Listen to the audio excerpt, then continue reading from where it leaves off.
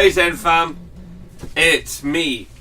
So you might have caught the little video I threw up live in a really super scratchy form where I filmed my intro sequence from my tablet to my phone and broadcasted live, and then didn't actually know how to end the broadcast because I never broadcasted a live video on YouTube from my phone before.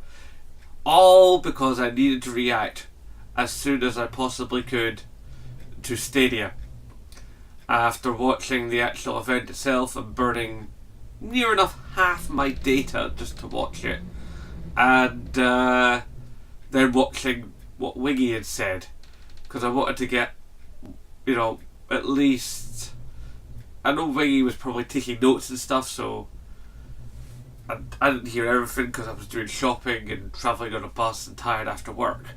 But I basically wanted to do this video today to have a more concise, thought out approach to what I saw and what I've experienced and what I've seen over the last couple of days. Because as I said at the time, that was just a quick video where I just wanted to get my quick thoughts and reactions out and, just sort of try and get my head around everything. And I knew it was going to take a couple of days because what we saw at the Stadia event put on by Google was a seismic shift. There aren't really many other words for it. I mean, it was large in its scope, but also singular of focus. So, we should probably try to break this down a bit, shouldn't we? Right.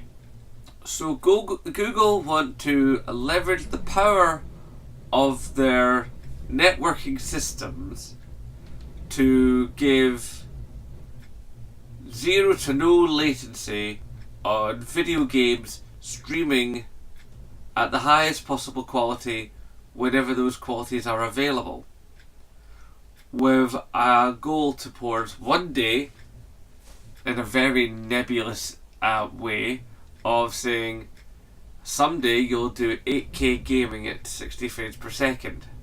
Aye, someday. I mean, we've seen companies make promises before. What I find most interesting is the fact that they were fairly light on details. I mean, there wasn't any pricing, there wasn't any, how can I put this, any words put towards the idea that not everybody has incredible internet. In fact, a lot of people don't.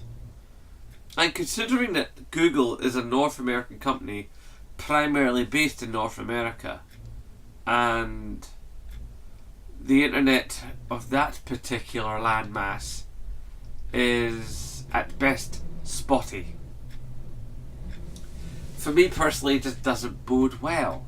You have internet and it's just not covering everywhere in the manner you wish, then can you really offer this service honestly? Now, don't get me wrong, it's a wonderful idea and it's a beautiful ambition, but we do have to wonder just exactly how well can the ambition be achieved and what is it going to take to bring it to life. Also, we have to wonder about the other companies. I mean, we've seen that Microsoft is going, well, we want to work with Nintendo because they're not as big as Sony and we're not as big as Sony, but perhaps together we can do something, which is kind of cool because that means greater integration of platforms, means more games, means more interconnected communities, means more players, means more budget kicking around, pushes the industry forward. That's great, I'm all behind that. But now that Google's going, well, we're they've got the biggest server infrastructure, so we're going to actually make it so that we're number one, we're going to be the force behind games. You'd be the force behind games of streaming, yes. Will you be the force behind games creativity wise? yes, you've got in bed with like Ubisoft and stuff, and that's wonderful that, you know, that Ubisoft has been able to prove themselves to such an extent after looking in trouble for all that time with all the Vivendi nonsense. It's just such a tangled web. I mean, you can buy a Stadia controller that looks pretty much like the concept that I didn't know was a concept at the time that I spoke about in a recent video, where it is basically a blend of an Xbox One and a PlayStation 4 controller. I think a wee bit more PS4 than X1, but still, it is a blend. But then, what more can you really do with a controller? You know, you need sticks, you need buttons, you need the hand to be able to hold it. We've all seen what happens when you get creative with controller design. I mean, need I draw your attention to the N64? Need I draw your attention to the Atari Jaguar?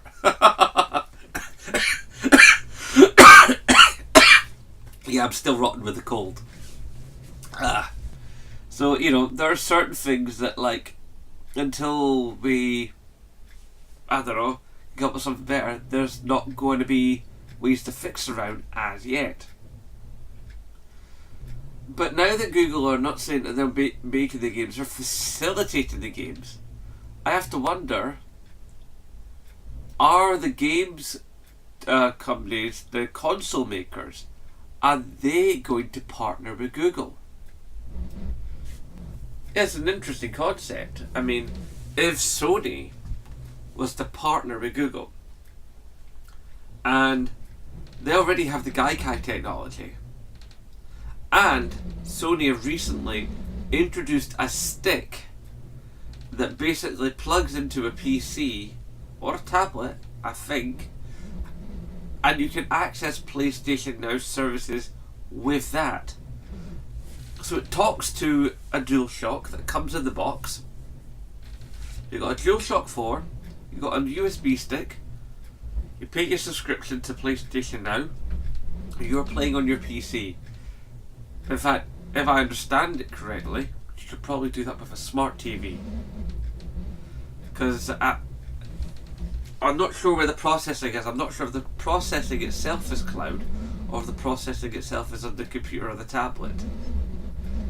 Because I know that PlayStation Now is also sort of renty-keepy rather than just renty-play online-y. That's a horrible sentence.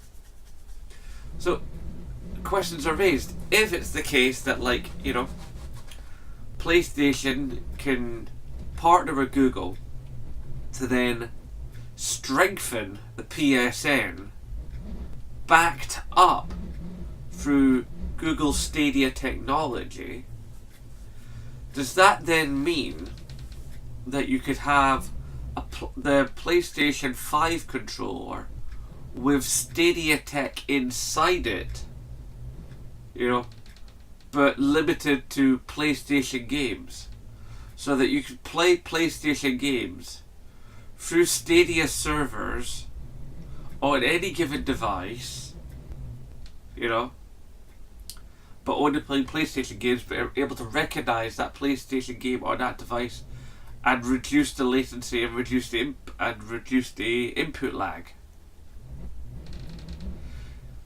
See, once you really start getting into it, it raises so many questions. I mean, it could be the case that, you know, that Google are thinking this as more as a service to rent out to other companies. You know, we are creating this platform for you to put your plug your platform into, so the two platforms together become a mega platform.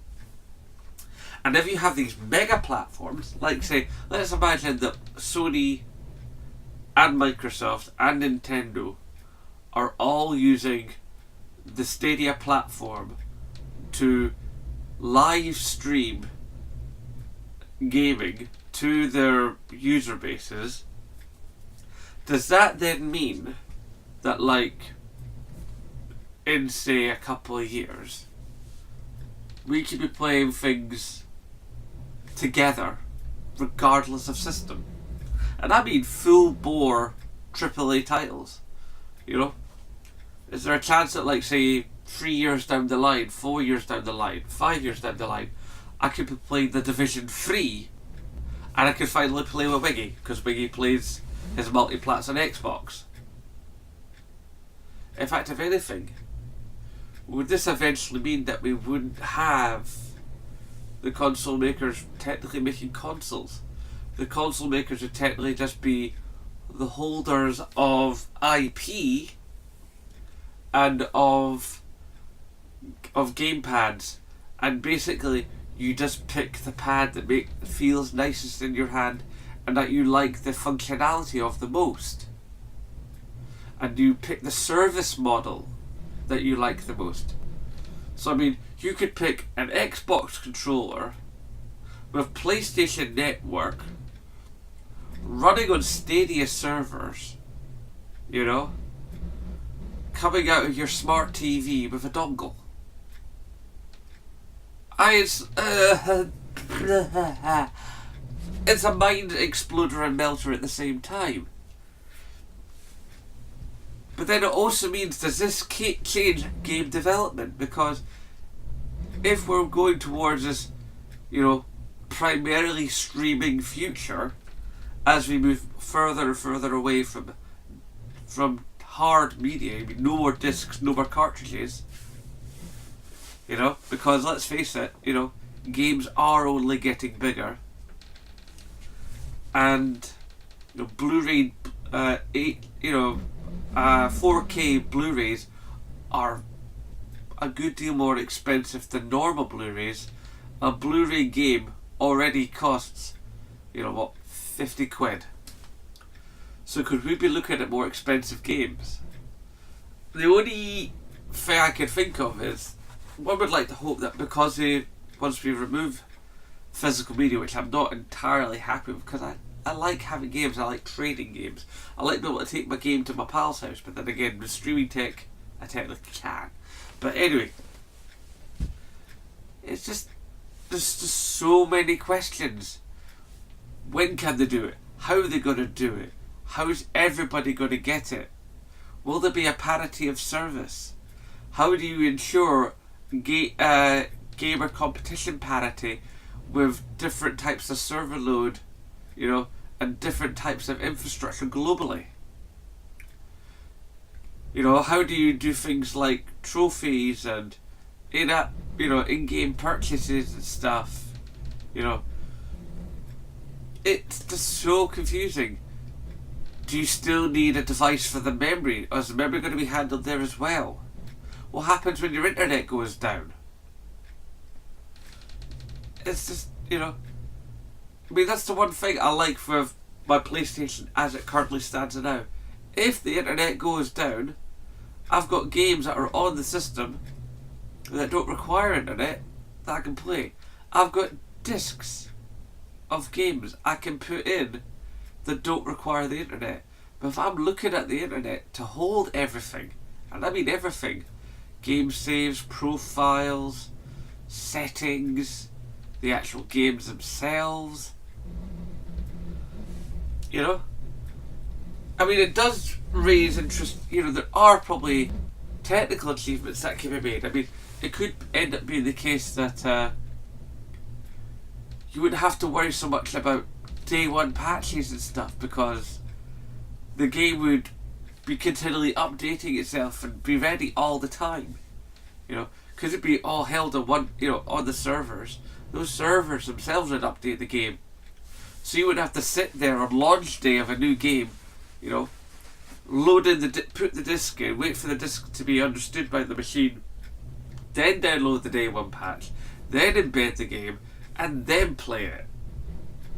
So there's, you know, there are advantages here, but there are also disadvantages. But as so many people have said, we don't know how much this is going to cost. Is it going to be a flat fee? Is it going to be a subscription model? Is it going to be you pay game by game by game? You know? And the YouTube functionality, fine. Does this now mean that if it's based in YouTube functionality for the streaming, for like streamers, I mean, does that then mean that between Google, Stadia, and YouTube, that Twitch is going to go out of business? Because if they're changing the streaming game so much that they've added in all this extra functionality, like being able to join in the same game as the content creator, how does Twitch combat that? Or how do they even come about developing similar technology? I mean, yes, okay, Twitch is primarily owned by Amazon, and Amazon has more money than God. But I don't know how much Amazon are really looking to invest much more in Twitch. In fact, if Microsoft are to get involved with Stadia, as I theorised they possibly could do, only a theory, does that then mean that Beam goes away? Just goes away. And as far as I'm aware, you never really hear much about Beam. So maybe that be just as well. Maybe Beam is not a success. I don't know. Maybe it is a success. I mean, I don't follow. I'm not heavy on Microsoft. I mean, I've got no problem with Microsoft, as you guys know. All gaming is good gaming. But I don't know if Beam is successful, if it is viable. There's just too many questions, and every time I hear an answer, or something resembling an answer, it ends up making more questions. Now, hopefully we got E3 coming up in a little bit. Perhaps then at E3 we'll get a little bit more detail about Stadia, about what it can do, how it's going to do it, and the way in which they want to handle things, and possible partnerships therein. Because I think there's going to have to be partnerships. I just do. Because even a company as large as Google, and they are one of the largest companies on the planet. I mean, it's Google, Amazon,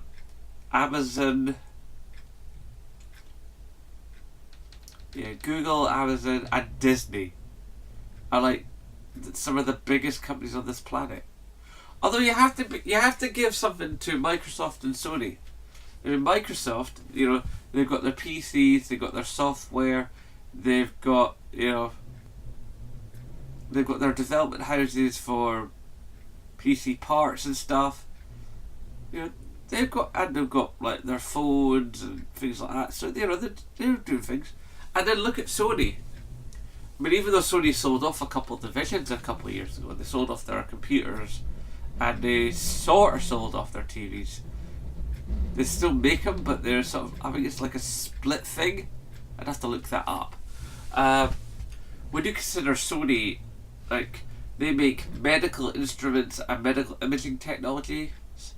They make their TVs, their phones, their tablets, PlayStation, a line of products. They have sensor technology that they sell to other phone and tablet makers. They do. Oh god, they even have a line of insurance. They deal in insurance. I mean, when you really start looking at Sony, they do a lot. I mean, for a little company that started making radios, shortwave radios, so people in Japan could get news post the war, they have grown and changed and expanded into so many markets that I think if they can do something with Google, they will. Because I think Sony like being in the gaming space, because Sony like being creative, and there are seldom any industries that are as creative as gaming. Now, yes, Sony has Sony Pictures, and Sony Pictures does alright. It could do better, but it's not Orion. Oh, Ryan Cinema, how the mighty fell. Anyway, I think I've rambled on for quite long enough. I don't know if I came to any real major conclusions there, but I just wanted to let you know that I'm thinking about this, I have thought about this, and I'm going to keep a very strong eye on it. And if I see anything new or interesting, especially if the others haven't noticed it, fingers crossed, I will bring it right to you. Also, on a side note before I end, some of you may have noticed 300 subscribers! Yay! Finally, that monkey is off my back. So to the new people that joined recently, thank you, thank you, thank you. It's lovely to have you on board. Keep sharing those videos, tell people I exist. Maybe one day I'll have an actual reasonable amount of subscribers till I can get AdSense again. And then once I've got things like AdSense, then I can afford things like having a passport. Once I've got a passport, then I can do things like I can go to foreign game shows. And I could take myself to like Gamescom or, you know, or maybe even E3 or something. You know, that'd be cool. I mean, obviously, affording tickets to E3 would be a bind. Anyway, like I said, rambled long enough. Rate, favourite, comment, share, subscribe. And of course, as always, aye, nae bother.